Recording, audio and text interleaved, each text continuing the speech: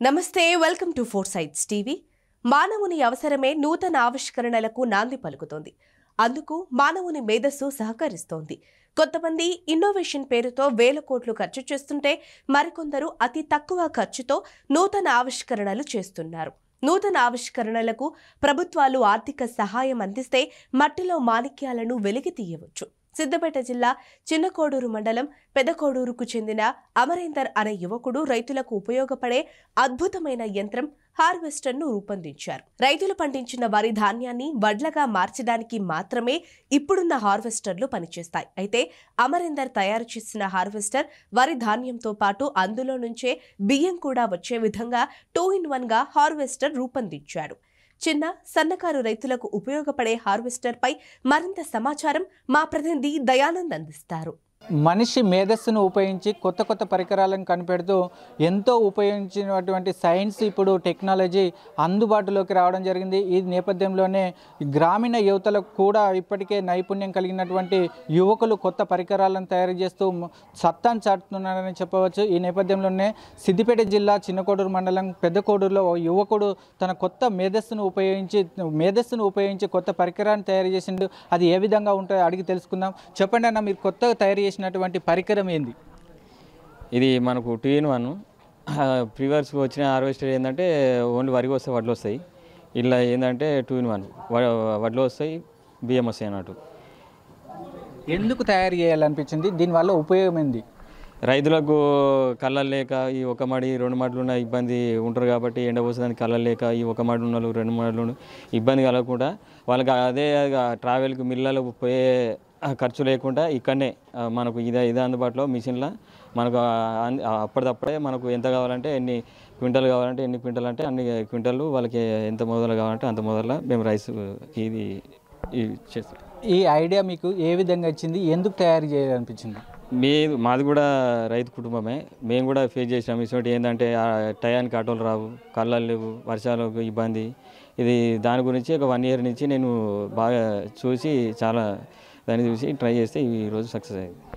ఇప్పుడు దీనివల్ల మీకు ఏం ఆశిస్తున్నారు? రైతులకు ఏ విధంగా ఉపయోగపడుతుంది? ఎంత ఖర్చు వస్తుంది?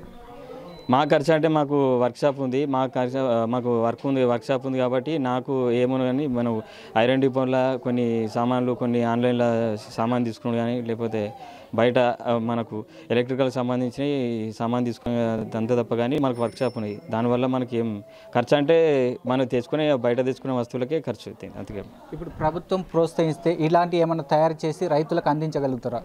మాకు ఆర్థికంగా లేదు కాబట్టి ఏదైనా గవర్నమెంట్ ఇచ్చి ఆర్థిక సహాయం చేస్తే ఖచ్చితంగా ప్రజలకు హెల్ప్ అయ్యేది చేస్తామని అనుకుంటున్నాను. దానికి ఎవరైనా కంపెనీ వాళ్ళు కావచ్చు, ప్రభుత్వం కానీ ఇలాంటివి తయారు చేసి ఇమ్మంటే ఎంత ఖర్చు అవుతుంది? వీటి వల్ల ఇది మనం చేసింది ట్రయల్, మనం చేసింది 50,000లో దీన్ని బైక్ ఇంజన్ తోటి చేద్దామని అనుకుంటున్నాం. బైక్ ఇంజన్ తోటి చేస్తే అని అనుకుంటున్నాం. నా పేరు శ్రీనివాసు. మా కొడుకు ఒక హార్వెస్టర్ తయారు చేసినండి. హార్వెస్టరు మామూలుగా రైసు ఒక వడ్లే కాకుండా రైస్ తయారైనటువంటి యంత్రం తయారు చేసిండు. అయినా మనకు ఉపాధి పెట్టదు. మనకు వద్దు బిడ్డ, ఈ సమస్య వద్దు, పెళ్లి చేసుకుని నువ్వు వేరే మార్గంగా పో, ఇది ఎందుకు నీకు అనవసరం టైం వేస్ట్ చేస్తున్నావు, లైఫ్ వేస్ట్ చేసుకుంటున్నావు. ఆ విషయంలో నేను ఏకీభవిస్తలేమంటే డాడీ నువ్వు ఊకుండు, నాన్న నువ్వు ఊకుండు, నీకు ఈ సమస్య నేను ఏమో చేస్తాను చెప్పను. దీన్ని కూడా అధికారులు స్పందించి గవర్నమెంట్ పరంగా నేను కొడుకులు ఎంతోమంది ఉన్నారు, అటువంటి విషయాలకు వాళ్ళకు స్పందించి వాళ్ళకు మనం ప్రోత్సహించి గవర్నమెంట్ ఏదో అధికారికంగా సాయం చేయాలని నా కోరిక.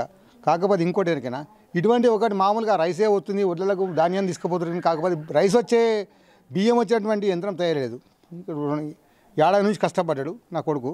కష్టపడడానికి కూడా ప్రతిఫలం లేదు. దానికి ప్రతిఫలం గవర్నమెంట్ సహకరించి స్పందించి ఆ విషయంలో మంచి నా కొడుకు మెలకువలు కావాలని నేను కోరుకుంటున్నా. చిన్నకోడూరు మండలం, గ్రామం పెద్దకోడూరు, లచ్చపేట రేణుక అమరేందర్ మా అబ్బాయి. చాలా మేధావి. కాకపోతే ఆయన డిగ్రీ అయిపోయింది, కంప్లీట్ స్టడీ. ఆయనకు చేయాలనేది ఒకటి మైండ్ ఫీల్డ్, నాకు ఒక వర్క్ చేయాలనేది ఎప్పటి నుంచో ఆలోచన. ఆయన హార్వెస్ట్ రెడీ చేయడానికి 1 year కష్టపడ్డాడు. హార్వెస్ట్ ఎప్పుడో అయింది ఆల్రెడీ. ఇప్పుడు రైస్ రావడానికి ప్రయత్నంలో ఆయన సక్సెస్ అయ్యిండు. చిన్న కర్ర రైతు వాళ్లకు సన్నకర్ర రైతు వాళ్ళకు కొన్ని బియ్యం వస్తున్నాయి. వాళ్ళకి ఆటో పిలిస్తే 1000 అడుగుతుండు. అక్కడికి పోయేసరికి ఇవే బియ్యం కదా, మీకు ఏం పట్టాలి, ఆగండి అమ్మ, అదొకటి ఇదొకటి అదంతా అవుతుంది. అందుకే ఈ అబ్బాయి అన్నీ చూసి నేను ఇదన్నా దీంతో పేరుగాంచినట్టన్నా నేను ఒక యంత్రం కనుక్కోవాలని సొంత న్యాక్తోటి ఎవరి పోర్చలేదు. మేము వద్దు అనుకున్నా కూడా ఇష్టంగా, కష్టంతో ఇష్టంగా, కాకపోతే ఆర్థికంగా బలంగా లేము. ఆయనకు అబ్బాయికి కొంచెం ఆర్థికంగా గవర్నమెంట్ నుంచి ఎలాంటి సహకరించిన అబ్బాయి చాలా యువకుడు, ఒక పెద్ద పేరుగాంచి లచ్చపేట అమరేందర్ అనేది ఒక యువకుడు, చాలా తెలివి కల్లోడు. మా అబ్బాయికి మాత్రం ఏ రూపకంగా అయినా ఆర్థిక నువ్వు కంపల్సరీ గవర్నమెంట్ ఈ అబ్బాయిని మాత్రం మీరు ఎక్కడ తీసుకుపోయి చేయాలన్నా ఎందులో పెట్టుకున్నా అబ్బాయి మాత్రం చాలా న్యాకు ఉన్నాడు కాబట్టి ఆ గవర్నమెంట్ మాత్రం ఖచ్చితంగా ఆదుకోవాలి. తన ప్రోత్సహిస్తే, గవర్నమెంట్ కనుక నన్ను ప్రోత్సహిస్తే కొత్త కొత్త ఇన్నోవేషన్ తయారు చేసిస్తాను, అందిస్తానని చెప్పడం జరుగుతుంది. అదేవిధంగా 15,000 ఖర్చులోనే ఈ పెద్ద మన వరి నుంచి డైరెక్ట్ బియ్యము రావడము, ఇంజన్ తయారు చేయడం జరుగుతుంది. అంటే రైస్ మిల్ టైప్లా రైతులకు ఎలాంటి ఇబ్బంది లేకుండా వర్షాకాలంలో కావచ్చు, ఎక్కడైనా కావచ్చు, అలాంటి పరిస్థితులు అప్పుడు సన్నకారు రైతులకు డైరెక్ట్ వడ్ల నుంచి బియ్యం తయారు చేసే యంత్రాన్ని కనిపెట్టడం జరిగింది. ఇది పరిస్థితి. కెమెరామెన్ కృష్ణతో దయానంద్, 4 Side TV, సిద్దిపేట.